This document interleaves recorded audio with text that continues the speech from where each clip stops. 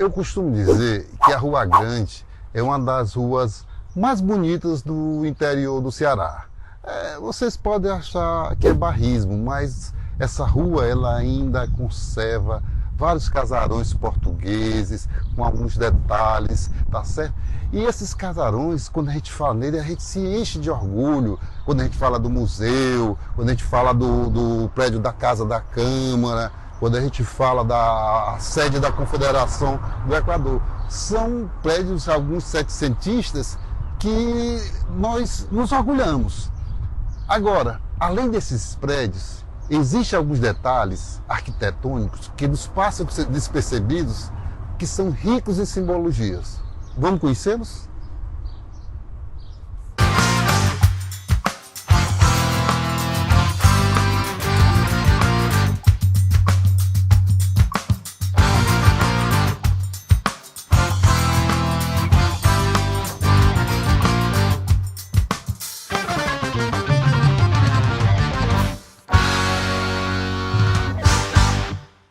Sem eira nem beira.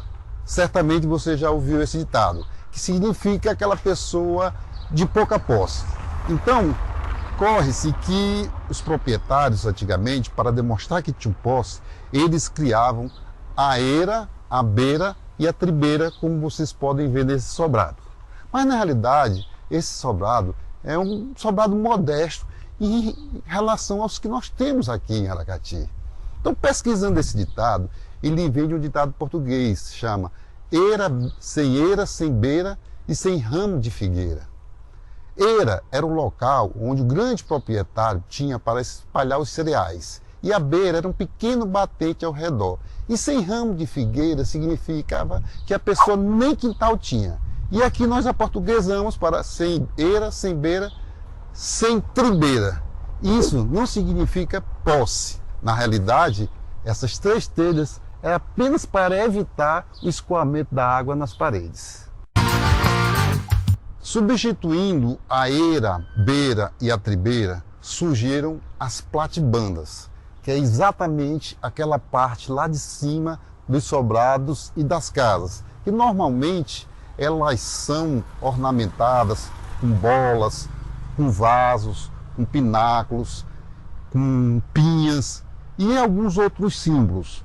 E também aqui nessas platibandas apareceram as famosas bicas. E aqui nós temos as bicas bocas de jacaré, que elas são feitas de zinco ou de lataria, é um produto artesanal por onde escorrem as quedas d'água, evitando que ela molhe a parede ou algum trauzete que vai passando na calçada.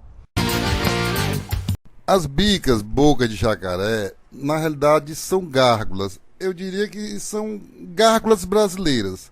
Gárgulas são aqueles pássaros monstruosos que ficam em cima das catedrais, dos templos. As gárgulas muito famosas no mundo são da Catedral de Notre Dame. Muito, muito bonitas. Elas, na realidade, diz que a função delas, além de escorrer as águas, é afastar os maus espíritos. Eles seriam os guardiões da noite. Ou seja, essas bicas de jacaré, além de escorrer a água, elas são também os guardiões da noite. Afastam os maus espíritos. Mas essas bicas aqui me remetem ao passado. Exatamente na época das chuvas. Era nessa Rua Grande, criançada tomava o seu banho de chuva. Era aqui que nós corríamos por essa calçada e disputávamos exatamente nessa biqueira aqui quem passava mais tempo debaixo dela, quanto tempo aguentava a queda d'água na cabeça.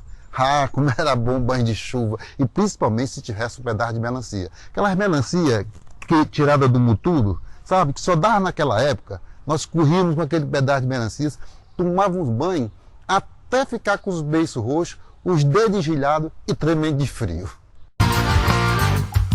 Outro símbolo que me chamou a atenção é aquele símbolo lá em cima daquela platibanda, bem ali no meio, que é a flor de lis, ou flor de Louis, rei da França, que foi usado durante anos e anos pelos reis franceses, que também é o lírio, que se procurar lá pelo Oriente Médio, diz também que é a flor de lótus. O lírio, na realidade, ele representa a pureza. E na nobreza francesa, ele representa a lealdade, a honestidade. Foi o rei Luís VII, foi o primeiro a usar esse símbolo em suas correspondências. Essa flor de lis a gente pode ver em outros prédios aqui da Rua Grande, mas eu não sei te dizer como esse símbolo da nobreza francesa veio parar na nossa arquitetura portuguesa. Simbolizando o triunfo sobre as dificuldades, as folhas de acanto, elas estão presentes nas colunas romanas, no ápice das colunas romanas, elas estão presentes muito dentro das igrejas, em roupas de pessoas importantes e também em cima da entrada de algumas casas, como nós podemos ver. Essas folhas que aí estão, muito comum aqui nos nossos casarões, sejam nos portais, sejam nas varandas feitas de ferro, sejam nos azulejos, elas simbolizam o triunfo sobre as dificuldades. Um dos mais belos ornamentos que existem em cima das platibandas é a pinha de louça. Ela, na realidade, a origem dela é francesa, porém ela nos foi trazida pelos portugueses. Mas a história dela vem de longe, vem dos assírios, dos egípcios. Ela está presente no Vaticano, uma enorme pinha bem na entrada do mausoléu de Adriano e também no cajado do Papa, porque ela significa a união familiar. A pinha, ela também é um símbolo do Natal. Ela é o fruto do pinheiro. O pinheiro é uma árvore que ele é a única árvore que não perde as folhas, mesmo no mais rigoroso inverno. E pelo pinheiro ter a forma triangular, diz que ele representa a Santíssima Trindade. Então a pinha é um símbolo muito usado no Natal.